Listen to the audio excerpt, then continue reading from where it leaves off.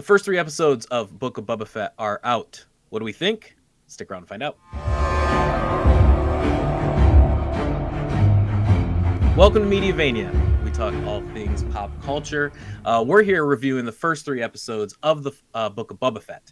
I'm Matt. I'm Marty. I'm Nick. And today we have a special guest with us. We have Derek Funkhauser. Derek, hello, welcome. Thanks for coming. And why don't you introduce yourself? Yeah, thanks again for the invite. I'm really excited to be here. I'm Derek Funkhauser. I work for Skybound Tabletop. I also work for Board Game Spotlight. Board game content, basically I'm by day, project manager, game designer, developer, and then by night I do board game media stuff. And I watch Book of Boba Fett.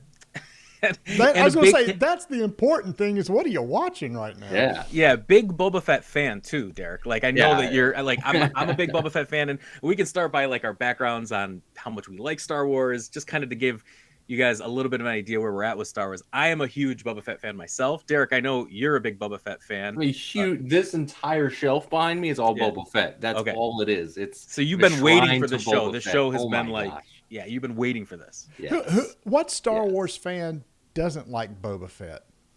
I know. Yeah, you know what, Andy? My son has watched that making of Boba Fett like special that's on Disney Plus right now. If you haven't watched that yet, it's outstanding. It's really cool. It gives you really good insight of how he became a character, and the phenomenon that is Boba Fett. And now here we are with an entire series on Disney Plus for him, and we're 3 episodes in. And what do you guys think? 3 episodes in. Just want to start with the first episode? Yeah, let's start with the first episode. I mean, Marty, why don't you get started here? First episode, what you think? Well, they answered the question that everybody's been wondering since Mandalorian, since Boba Fett showed up in Mandalorian. It's like, but he fell in a Sarlacc pit. So in the very first episode, we find out how he got out of the Sarlacc pit. And I'm sure y'all seen the thing going around where it's basically Patton Oswalt did this long monologue in Parks and Rec. Where he went on this long diatribe about how Boba Fett escaped. It was like almost word for word how he got out in the actual show. Yeah. Do you think that was like, did they do that because of that? Or do you think it was already written? Like, do you think that was how it was going to happen anyway? It couldn't have been written because that on Parks and Rec was years ago. Parks and Rec has been off TV for like 4 years. Mm-hmm. Right. But the idea of the comics though. So like extended universe stuff. Yeah. Yeah, extended universe stuff. I mean, I think it definitely had to have played maybe like a slight part in it. Maybe not verbatim. It just worked out, but it's pretty cool. It's pretty funny when you think about it. Yeah. What do you think of the first episode, Derek? I really liked it. I thought, based on other Disney Plus like streaming series, I would have liked to have watched back to back. Like other series had brought out first 2 episodes, so I thought it was a really good stage setting, like setup. I wanted more though. When it ended, I was like, I have to wait a week to watch more of this. I really liked it though. I mean, spoilers. I love the series right now. Like, are there some things that are kind of odd? Yes, but overall, the expansion of the entire Star Wars universe is incredible. Yeah. I mean, and we'll get to the other 2 episodes for sure. Nick, what are your thoughts on the first episode and how they set up Boba Fett? I'm sorry. I'm going to be the hater. You didn't like episode 1 at all? This started down mixed. for you? I was pretty mixed because the timeline is kind of sketchy, right? And some of this is like real world stuff, like because the actor is aged, right? He wears the armor, and I'm the last one who should be picking on him, but he's got kind of like a paunch, right? Like the armor comes out. The actor is aged, and you can see it in the action sequences too. Like, so, I mean, did he spend 20 years in the Sarlacc? Obviously not, because we saw the escape. So, I mean, that's a real world concern that has affected the show. But it's something that took me out of it, right? Okay. No, I get you. Does anybody else recognize the actor from the old Spartacus days? The very first season of Spartacus, he was the Doctori. He was the one that trained all the gladiators. They replaced him in season 2 and 3, or they had a different Doctori come in. But I'm just a huge Spartacus fan myself, and I, recognized him, immediately. I think this might have been one of the first things I've seen since that he's been in. But I was more pumped, Nick, kind of like a weird thing. Like, I like that actor a lot, right? Like, he's great. He's great. I was like super excited for him in the role. I thought it was pretty cool to see. He might be taking off his helmet a little bit too much, but that's like a whole debate going on right now, right? Do you think he's taking off his helmet too much, Marty? Personally, for me, yes, and I know this is kind of a small thing, but so on the first episode, I was also mixed. I liked the flashback stuff. I really enjoyed that. I was having a hard time, and maybe it's not the actor's fault or whatever. I'm having a hard time. Boba Fett always to me was this rough and gruff, no mercy type guy. And then his whole mantra is like, by the way, we're doing full spoilers here for anybody watching. So if you haven't watched, stop now, but we're going to be doing full spoilers. He's all, we got to show mercy. I went, really? Really? The Boba Fett? Okay, so it's not the Boba Fett that I thought I would have guessed it would have been when I saw him in the 80s. If that right. Sure. Because Darth Vader said no disintegration specifically to Boba Fett, right? Yeah, This is the guy who's supposed to be extreme. Yeah. No, and I, the first episode I thought was fine. I didn't love it. I definitely didn't hate it. I thought seeing him crawl out of the Sarlacc pit was really cool. Just kind of getting that canon almost just like locked in and saying, okay, here's what happened to Boba Fett, right? I found that his backstory to be a little more interesting than the present story. Mm-hmm. I just thought the stuff with the Tusken Raiders was really cool from the get-go. And so I was like already in on all of that. I was more excited to see how he got to this place, like more so than what the story is going on right now. And I think that's where I am still. However, the most recent episode changed all that for me, and we'll get to that in a minute. But episode 2 can I ask a question? Yeah. Before we move on, of course. So I don't understand. So he basically comes in and he kills the previous guy that was in Jabba's place. Is that right? Bib Fortuna. Yeah, Bib Fortuna. Yeah. So then it's like, all right, no, I'm the leader. Everybody start, respecting me and stuff. And it just seemed, it's like, really? I mean, I don't know. It's like I expect you to pay tribute to me now. And I thought, I mean, is that how it's, did I miss something? Is it that easy? Just kill off the leader. Then everybody in Tatooine's like, oh, we ultimately respect this guy now and we have to pay homage to him. Well, I think that the show is showing that it's not that easy. I think Boba expected that. And as you're watching the episodes, you're seeing that like, he's not getting respect.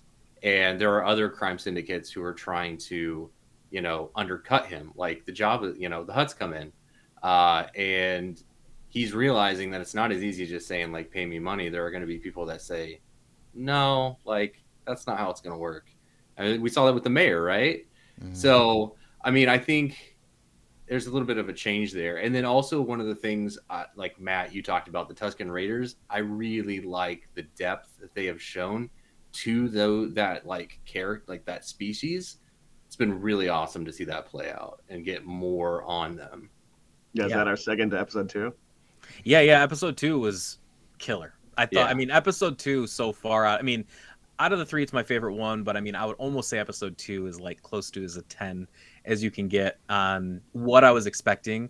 Not what it actually gave me something I wasn't expecting, but at the same time, just like the top tier quality of what I wanted out of like a Boba Fett show. I didn't realize I was going to get this awesome train heist with the Tusken Raiders. Like again, and this all like lives in the past, right? Like we're just getting this awesome backstory on the older time. I loved all of it, and I thought the action was done really well. Like all the stunts looked great.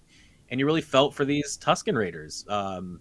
Awesome episode. Like, what do you guys think? Nick, let's just go around, talk about Yeah, I mean, I loved it too because they leaned really hard into space sci-fi Western, which I love. That's why I enjoyed The Mandalorian so much because they were unapologetic about it, right? This is a space sci-fi Western. You mentioned train heist. They leaned pretty hard into Tusken Raiders' Native American allegory, right? I mean, there's just a lot of really cool elements, and it was a real high point. Like, I loved episode 2. And we'll get to episode 3 later. But I loved episode 2. Let's keep going around on 2 real quick, and then get to 3, and then kind of like where we want the show to go going forward. Marty, what about 2? I'm like y'all. I absolutely loved 2. So Tusken Raiders is one of those things that was kind of always, these characters off in the background. They're just sitting there taking pot shots during the pod races. And it's like, who are these guys? Now I know. Correct me if I'm wrong, but that's the ones who had captured Anakin's mom, right? And then Anakin went and wiped out that camp. Is that? Yes. Am I forgetting that? Yeah, okay. yeah. That's correct. That's correct. So, at that point you felt like, wow, okay, these are like a nomadic people, and it's like I felt kind of bad for them, but you still didn't know much about them. So seeing their history and how they live, and the fact that they took in this guy who was almost like a prisoner, obviously at first. Yeah. And I don't know, I just love the whole dynamic of like, I love Tusken Raiders now. They went from there's just a character on the screen to I want to know more about these people. And it shows how he got his robes. Like when he and shows up in and his staff. When he shows up in Mandalorian, he's in that full garb and with that stick. So it's like, oh, okay, so this starts to make sense, and how he incorporates it into his armor going forward, because he still wears the waist thing, and then so he has the rest of his armor. So it just all made sense. It's like he's still tributing the people who kind of like, well, they captured him, but then also kind of saved him, right? Like they kind of like brought him back and he helped. So that makes his full uniform like really cool when that's incorporated into it. Derek, how about you for 2? Yeah, 2. I don't have anything to add really. 2 was fantastic. 10 out of 10 for me. Everything about it, the storyline, the progression of the story, a lot of the flashback scenes were great. It's super interesting that this is the second time that Boba Fett has really been adopted by another species, because he was adopted into the Mandalorian cult, like the clan, right? And then he got adopted by the Tuskens. So I think it's kind of cool that he has all this history now.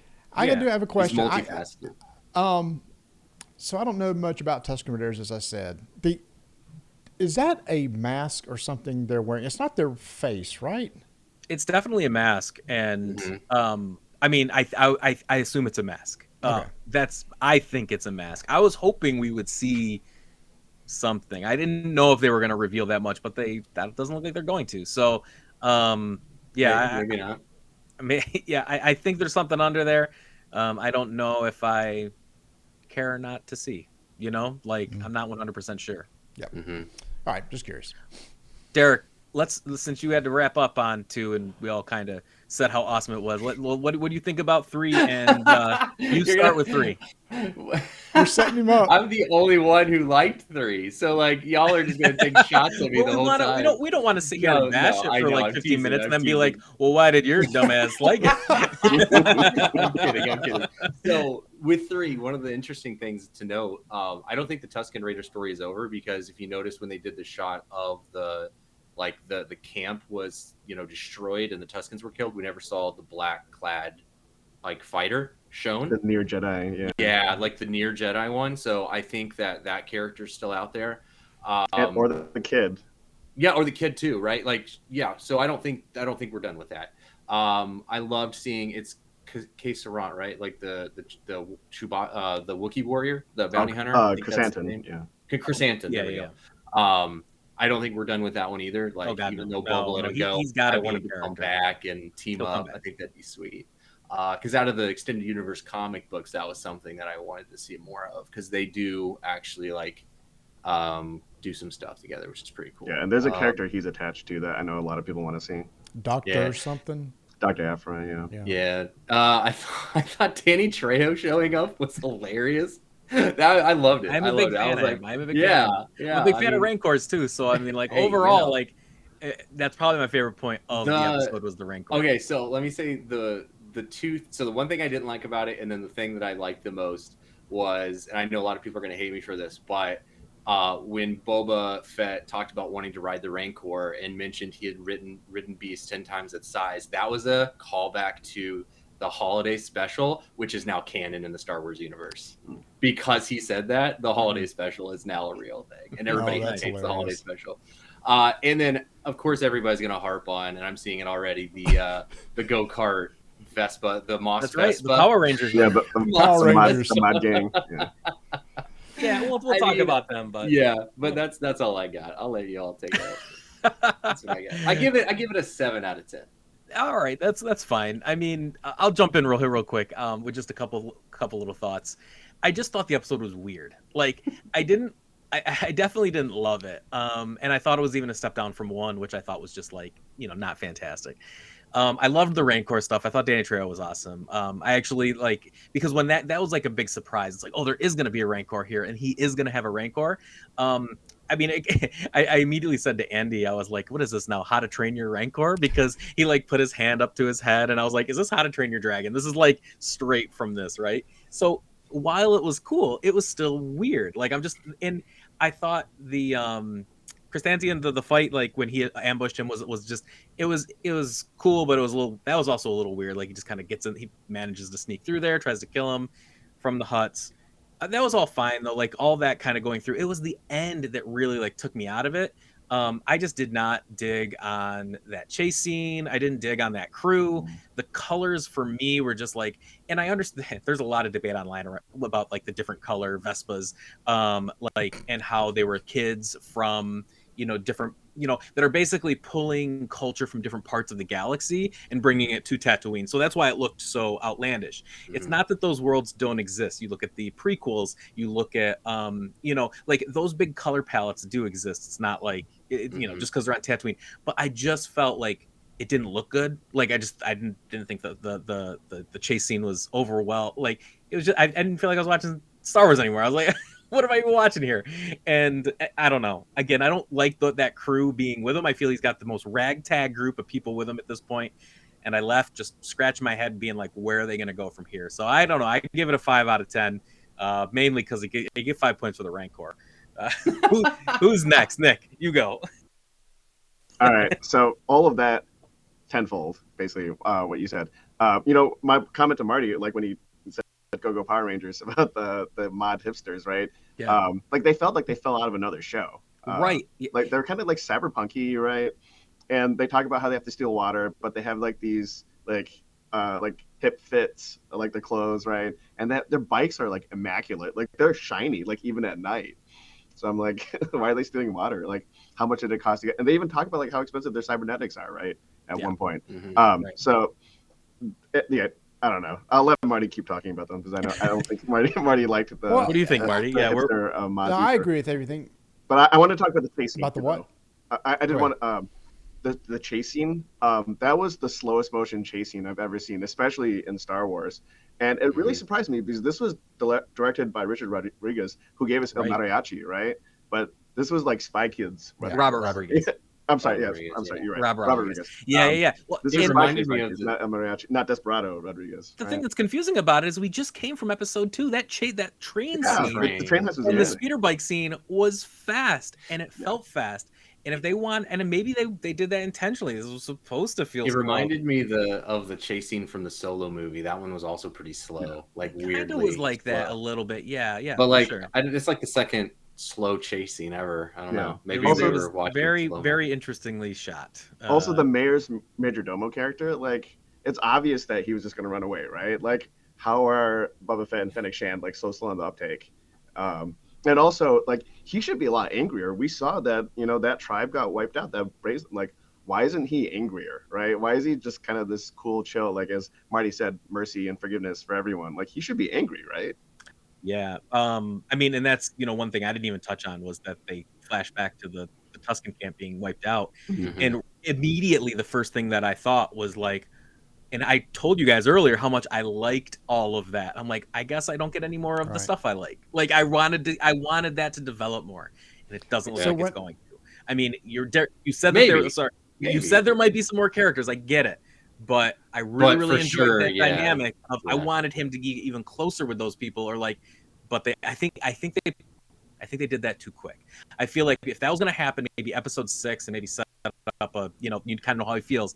But man, you can't tell that story anymore. And I mean, I get it, but he can still do flashbacks, right? He can still show flashbacks. They can keep going back. Yeah, Marty. So during the day, before I watched the episode, I saw these screenshots showing the Power Rangers. I thought it was somebody photoshopped something in. I didn't know it was an actual scene from the show.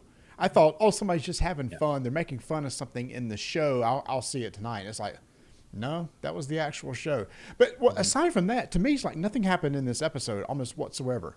You have this big fight, and at the very end, the Hutts come by and say, "Oh man, you know what? Our bad. Here, have a Rancor.